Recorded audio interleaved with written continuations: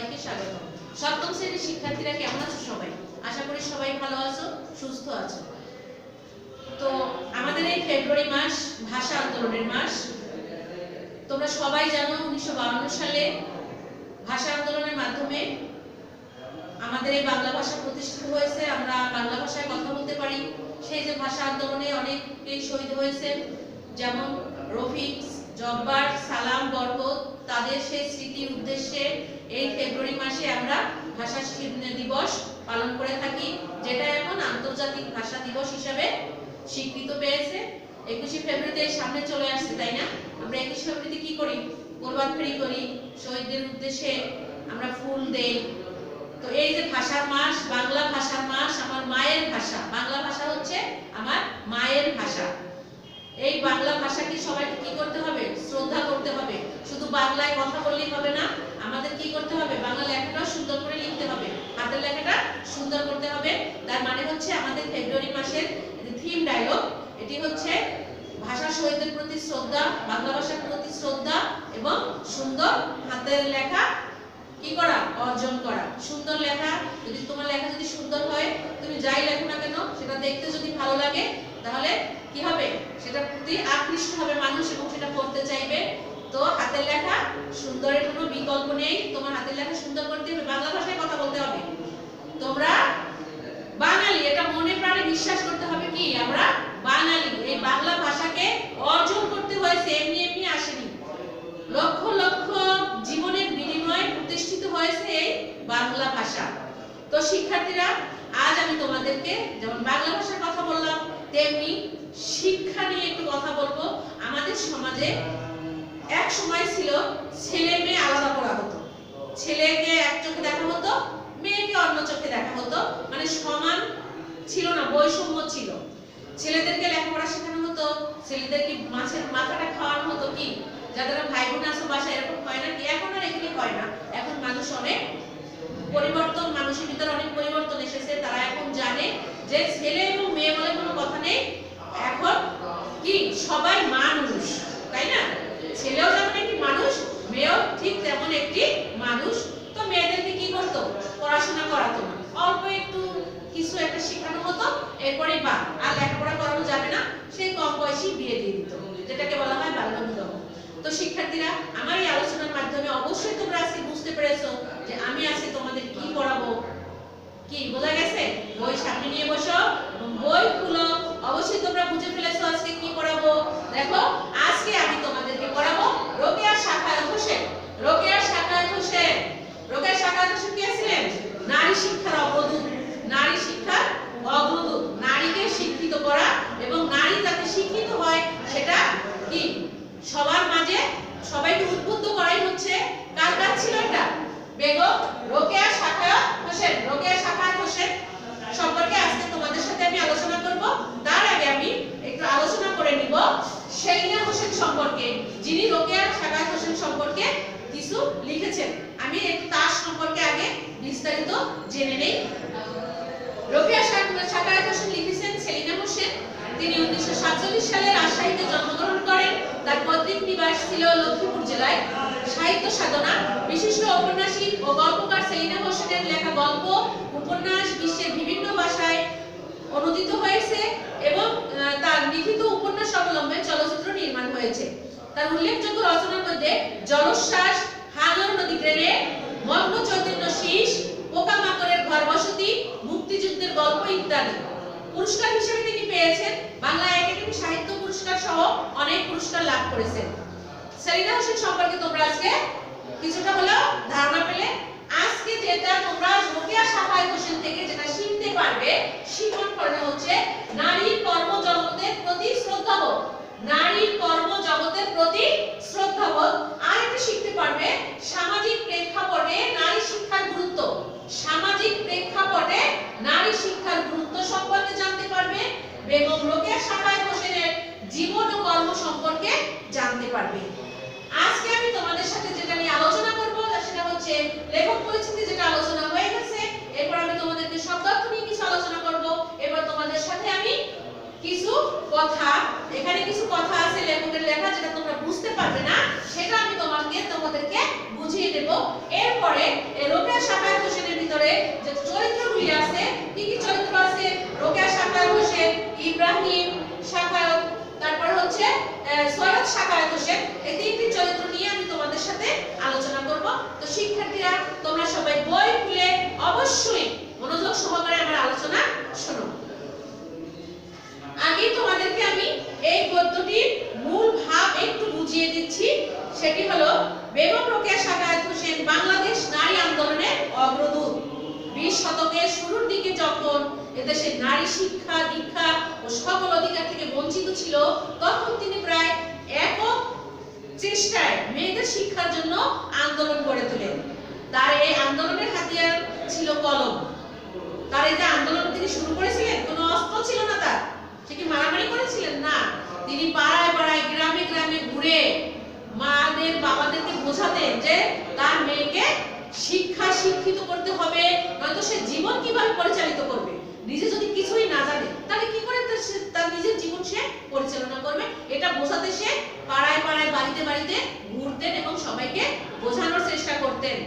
তার হাতিয়ার ছিল কলম। কি ছিল? কলম। তিনি লেখালেখির মাধ্যমে ছড়িয়ে দিয়েছিলেন নারী শিক্ষার গুরুত্বকে। একটি শিক্ষিত সংস্কৃতিবান পরিবারের সদস্য ছিলেন তিনি, কিন্তু তারপর অনেক প্রতিকূলতার ভিতর দিয়ে তাকে শিক্ষা গ্রহণ করতে হয়েছে। ফলে নারী শিক্ষার প্রতিবন্ধকতা সম্পর্কে তিনি ভালোভাবে অবগত ছিলেন। তিনি কিন্তু একটা সম্ভ্রান্ত জমিদার পরিবারের মেয়ে ছিলেন। তার ঘরে কিন্তু সবাই শিক্ষিত ছিল, উচ্চ শিক্ষায় শিক্ষিত ছিল। তারপরেও তাকে শিক্ষা গ্রহণ করতে হচ্ছে চুপি চুপি, পালিয়ে পালিয়ে, রাতের অন্ধকারে মোমবাতি জ্বালিয়ে তারপর তাকে শিক্ষা গ্রহণ করতে হয়েছিল, যেন কেউ টের না পায়। তাই তিনি বুঝতে পেরেছেন যে নারী শিক্ষা গ্রহণ করাটা কতটা কষ্টসাধ্য। এই পটভূমিতেই তিনি তার লেখালেখি জগৎকে যৌক্তিক ও শানিত করে তোলেন। ফলে অনিবার্যভাবেই নারী মুক্তির আন্দোলনে তার অবদান গুরুত্বপূর্ণভাবে প্রকাশিত হয় এবং সেটাই সবার কাছে সমাদৃত হয়।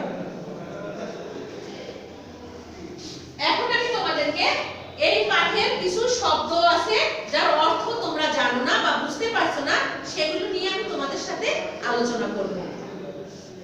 একটি শব্দ অর্থ তোমরা চলে যাও, তোমাদের বইয়ের পৃষ্ঠা 45, তোমরা শব্দ অর্থ চলে যাও। দেখো শব্দ অর্থ টিকা। প্রভূত। প্রভূত শব্দের অর্থ হচ্ছে প্রচুর, ভূ সম্পত্তি, জমি জমা, সামাজিক প্রতিষ্ঠা, সমাজে গৌরবময় অবস্থান। সামাজিক প্রতিষ্ঠা হচ্ছে সমাজে গৌরবময় অবস্থান, সমাজে গণ্যমান্য হওয়া। যেমন আমাদের সমাজে চেয়ারম্যান আছেন, কমিশনার আছেন, এমপি আছেন, এরা সমাজে প্রতিষ্ঠিত, দেশে প্রতিষ্ঠিত। শোচনীয়। শোচনীয় হচ্ছে দুঃখজনক, খুবই দুঃখজনক। প্রবল, প্রচন্ড, তীব্র, আগ্রহ, ইচ্ছা, অনুপ্রেরণা, উৎসাহ, কোনো বিষয়ে কারোর মধ্যে ইচ্ছা জাগানো। খণ্ড, ভাগ বা অংশ। বর্ণ পরিচয়। বাংলা ভাষা শেখা শুরু করার জন্য ঈশ্বরচন্দ্র বিদ্যাসাগরের লেখা একটি বই, যার নাম ছিল বর্ণ পরিচয়। বাংলা। বাংলা শব্দের অর্থ হচ্ছে বাংলা। বাংলা বোঝাতে বাংলা শব্দটি একসময় ব্যবহার করা হতো, বাংলা শব্দটি বাংলায় পরিণত হয়েছে। এরপর আরেকটা শব্দ আছে অনুকূলে। অনুকূলে মানে পক্ষে। তোমার অনুকূলে মানে তোমার পক্ষে, আমার অনুকূলে মানে আমার পক্ষে। এর বিপরীত হচ্ছে প্রতিকূল মানে বিপক্ষে। নিরলস, যার অলসতা বা কুড়িমে নেই, যার কোনো অলসতা নেই, তাকে বলা হয় নিরলস। স্বাবলম্বী। স্বাবলম্বী শব্দের অর্থ হচ্ছে সব বা নিজ, আমার নিজে, যে নিজে অবলম্বন। আমি কারো উপরে কি, আমি কারো কাছ থেকে। স্বাবলম্বী অর্থ হচ্ছে কি, আমি নিজের সবকিছু নিজেকে দিয়ে আমি নিজেকে নিজে পরিচালিত করতে পারি। আমার কারো কাছে একটা টাকা চাইতে হয় না, কারো কাছ থেকে কোনো কিছু নিতে হয় না। এই যে কারো কাছ থেকে না নেয়া, নিজে নিজে সবকিছু করা, এটাই হচ্ছে স্বাবলম্বী। দূরদৃষ্টি সম্পন্ন। দূরদৃষ্টি মানে দূরকে দেখার দৃষ্টি। এখানে দূর বলতে ভবিষ্যৎকালকে বোঝানো হয়েছে। এখানে লেখক এই প্রবন্ধে দূর শব্দটিকে ভবিষ্যৎকে বোঝাতে চেয়েছেন। বিংশ। বিংশ শব্দের অর্থ হচ্ছে 20 বা 20। অগ্রদূত। অগ্রদূত শব্দের অর্থ হচ্ছে পথ প্রদর্শক, যে পথের দিশা দেখায়, যে পথ দেখায়, যে পথকে চেনায়, তাকেই বলা হয় অগ্রদূত। তো শিক্ষার্থীরা শব্দ অর্থ তো শিখলে এবং বুঝলে, এবার আমি তোমাদেরকে এখানকার কিছু গদ্যের ভিতরে কিছু মানে বাক্য আছে যেটা তোমরা বুঝতে পারছো না, আমি সেগুলি তোমাদেরকে একটু বুঝিয়ে বলবো।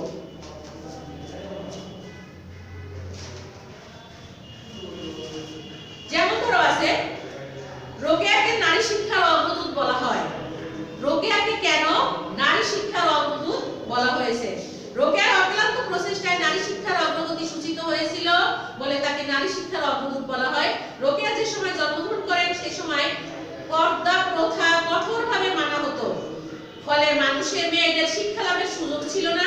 রোকেয়া স্বশিক্ষিত হয়ে নারীদের শিক্ষিত করার লক্ষ্যে স্কুল প্রতিষ্ঠা করেন এবং ঘরে ঘরে গিয়ে মেয়েদেরকে স্কুলে পাঠানোর জন্য অনুরোধ করেন। তার এমন প্রচেষ্টায় মেয়েদের শিক্ষার হার ধীরে ধীরে বাড়তে থাকে, এজন্য রোকেয়াকে নারী শিক্ষার অগ্রদূত বলা হয়। রোকেয়া কিভাবে ইংরেজি ও বাংলা শিক্ষা লাভ করেছিলেন? রোকেয়া কিভাবে ইংরেজি এবং বাংলা শিক্ষা লাভ করেছিলেন? বড় ভাই ইব্রাহিম সাবের ও বোন করিমুন্নেসার সহযোগিতায় রোকেয়া ইংরেজি ও বাংলা শিক্ষা লাভ করেছিলেন। মেধাবী রোকেয়ার প্রবল আগ্রহ ছিল লেখাপড়ার প্রতি।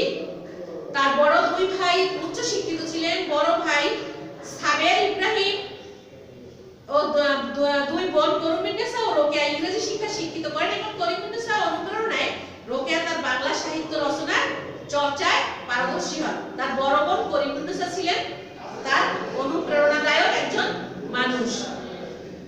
রোকেয়া তার গ্রন্থ বড় বোনকে উৎসর্গ করেছিলেন। কেন উৎসর্গ করেছিলেন? কারণ সে যে শিক্ষা লাভ করেছিলেন, সে যে বাংলাকে চর্চা করেছিলেন, তার মূল কারণ কে ছিল? তাকে কে তাকে শেখানোর জন্য কে তাকে অনুপ্রেরণা যোগাতেন? তার বড় বোন। এই জন্য তিনি সাহিত্য রচনায় তার বড় বোনের অপরিসীম সহযোগিতা পেয়েছিলেন বলে তার বড় বোনকে উৎসর্গ করেছিলেন। শৈশবে করিমুন্নেসার স্নেহের কারণেই রোকেয়া বর্ণ পরিচয় পড়তে শিখেছিলেন। আত্মীয়দের বিরোধিতা সত্ত্বেও করিমুন্নেসা তাকে বাংলা পড়া থেকে কখনো বিরত রাখেননি, তাকে অনুমতি দিয়েছিলেন। বড় বোনের প্রতি শ্রদ্ধা, কৃতজ্ঞতা প্রকাশ করার জন্যই বেগম রোকেয়া তার গ্রন্থ বড় বোনকে উৎসর্গ করেছিলেন। রোকেয়ার স্বামী তাকে সহযোগিতা করেছিলেন কিভাবে? দেখো, একটি মেয়েকে কিন্তু সবাইকে সহযোগিতা করতে হয়। হয়তো বাবা মার সহযোগিতা লাগে অথবা ভাই বোনের সহযোগিতা লাগে, এবং কখনো যে যখন যে অন্য একটি ঘরে চলে যায় তখন সেই ঘর থেকে তার আপনজন থাকে কে? তার স্বামী। তার স্বামীকেও কিন্তু তাকে সাপোর্ট যদি না করে তাহলে কিন্তু সে কখনোই কোনো কাজ ভালোভাবে করতে পারবে না। তাই বেগম রোকেয়ার স্বামী ছিল সাখাওয়াত হোসেন, তিনিও তাকে যথাযথ সহযোগিতা করেছিলেন। রোকেয়ার স্বামী লেখাপড়া সাহিত্য চর্চার প্রেরণা জুগিয়েছিলেন। রোকেয়ার স্বামী সৈয়দ সাখাওয়াত হোসেন রোকেয়াকে পড়াশোনার চর্চা চালিয়ে যেতে উৎসাহ ও অনুপ্রেরণা যোগান। স্বামীর আগ্রহে রোকেয়া বাংলা, ইংরেজি, উর্দু ভাষায় পারদর্শী হয়ে ওঠেন। এভাবে রোকেয়ার স্বামী তাকে অনেক সহযোগিতা করেন। সমাজের প্রতি উন্নতি, নারীর উন্নতি কেন প্রয়োজন? সমাজের উন্নতি যদি তুমি করতে চাও তাহলে নারীর উন্নতি অবশ্যই তোমার করতে হবে। এই কথাটা কেন সেটি আমি তোমাদেরকে বুঝিয়ে বলছি। সমাজের অর্ধেক জনসংখ্যাই হচ্ছে নারী, তাই সমাজের উন্নতির জন্য নারীর উন্নতি প্রয়োজন। সমাজের অর্ধেক জনসংখ্যা পশ্চাৎপদ রেখে সমাজের উন্নতি কখনো সম্ভব নয়। সমাজে তুমি অর্ধেক মানুষকে পিছনে ফেলে অর্ধেক মানুষকে সামনে এগিয়ে যাবে, এটা কখনোই সম্ভব নয়। ওই সমাজ তো কখনোই সেটা কি উন্নতির স্বর্ণশিখরে পৌঁছাতে পারবে না। সমাজের উন্নতির জন্য প্রয়োজন নারীদের শিক্ষা, সেই শিক্ষাকে কর্মক্ষেত্রে প্রয়োগ। নারীদের শিক্ষা কর্মক্ষেত্র থেকে দূরে রাখলে সমাজের অর্ধেক জনশক্তি অপচয় হয়। তাই সমাজের সার্বিক উন্নতির জন্য নারীদের উন্নতি অবশ্যই প্রয়োজন। শুধু শিক্ষা গ্রহণ করলেই হবে না, সেই শিক্ষাকে কাজেও লাগাতে হবে। যেমন শিক্ষা এবং কর্ম এই দুটি যদি নারী করতে পারে তাহলে সমাজের উন্নতি অবশ্যই করতে পারবে। তো শিক্ষার্থীরা, আশা করি তোমরা সবাই বুঝতে পেরেছো। এখন আমি তোমাদেরকে চরিত্র বিশ্লেষণ করব। চরিত্র বিশ্লেষণে আসছে রোকেয়ার চরিত্র, আগে আসছে রোকেয়ার চরিত্র। রোকেয়া সাখাওয়াত হোসেন যেমন একজন সাহিত্যিক, শিক্ষাব্রতী, সমাজ সংস্কারক ও নারী জাগরণ, নারীর অধিকার আন্দোলনের অন্যতম পথিকৃত। বাঙালি মুসলমান সমাজে নারীর অধিকার ও নারী স্বাধীনতার পক্ষে প্রথম প্রতিবাদী কণ্ঠস্বর বেগম রোকেয়া। 20 শতকের প্রথম দিকে বাঙালি মুসলমান সমাজে নারী শিক্ষা ও নারী জাগরণে তিনি প্রধান নেতৃত্ব দেন এবং প্রথমেই তিনি নেতৃত্বে আসেন। মুসলমান সমাজের অন্ধকার যুগের নারী জাগরণের ক্ষেত্রে রোকেয়ার ভূমিকা ছিল একক, ব্যতিক্রমী ও অনন্য সাধারণ। অবরোধ প্রথার শেকল ভেঙে তিনি বেরিয়ে আসেন অসামান্য সাহস ও পূর্বক আত্মবিশ্বাস নিয়ে। বেগম রোকেয়াই প্রথমবারের মতো বাঙালি মুসলিম সমাজে পুরুষের পাশাপাশি নারীর সমান অধিকারের দাবি তুলে ধরেন এবং তা প্রতিষ্ঠা করতে সক্ষম হন। নারী স্বাধীনতার পক্ষে নিজের মতামত প্রচার করেন। এ লক্ষ্যে তিনি নারীদের জন্য স্কুল কলেজ প্রতিষ্ঠা করেন, লেখনী ধারণ করেন, নারী অধিকারের যৌক্তিকতা তুলে ধরেন। এ কারণে তাকে মুসলিম নারী জাগরণের পথিকৃৎ বলা হয়ে থাকে। এরপরে আরেকটি চরিত্র ইব্রাহিম সাবের। বেগম রোকেয়ার জ্যেষ্ঠ ভাই মানে বড় ভাই, পশ্চাৎপদ মুসলমান সমাজের বাসিন্দা হয়ে তিনি ছিলেন প্রগতিশীল ও নারী শিক্ষার পক্ষপাতী। তার উৎসাহ ও উদ্যোগী বেগম রোকেয়া ও তার বোন করিমুন্নেসা শিক্ষা লাভের সুযোগ পান। আরেকটি চরিত্র হচ্ছে সৈয়দ শাখায়াত হোসেন। সৈয়দ শাখায়াত হোসেন ছিলেন বেগম রোকেয়ার স্বামী। তিনি ছিলেন বিহারের ভাগলপুরের ডেপুটি ম্যাজিস্ট্রেট, সমাজ সচেতন, কুসংস্কার মুক্ত এবং প্রগতিশীল দৃষ্টিভঙ্গি সম্পন্ন ব্যক্তি। রোকেয়ার জীবনে স্বামী শাখায়াত হোসেনের প্রভাব ছিল সুদূর প্রসারী এবং অত্যন্ত গুরুত্বপূর্ণ। তার সাহচর্যে সেই রোকেয়ার জ্ঞান চর্চার পরিধি আরো বিস্তৃত হয়েছে। উদার ও মুক্তমনের অধিকারী স্বামীর উৎসাহ ও সহযোগিতায় রোকেয়া দেশি বিদেশি লেখকদের রচনার সঙ্গে নিবিড়ভাবে পরিচিত হন এবং ক্রমশ ইংরেজি ভাষায় দক্ষতা অর্জন করেন। তার সাহিত্য চর্চার সূত্রপাত ঘটে স্বামীরই অনুপ্রেরণায়। তো শিক্ষার্থীরা, এই ছিল বেগম রোকেয়া সম্পর্কে কিছু কথা। স্বল্প পরিসরে তোমাদেরকে কতটুকু বোঝাতে পেরেছি আমি জানি না। তোমরা বই থেকে আরো তোমরা ভালো করে পড়বে, গদ্যটি খুব ভালো করে মনোযোগ সহকারে পড়বে এবং যেখানে আটকে যাবে তখনই ভিডিওটা দেখবে তোমরা। তো আজকের মতো পাঠ এখানেই শেষ করছি।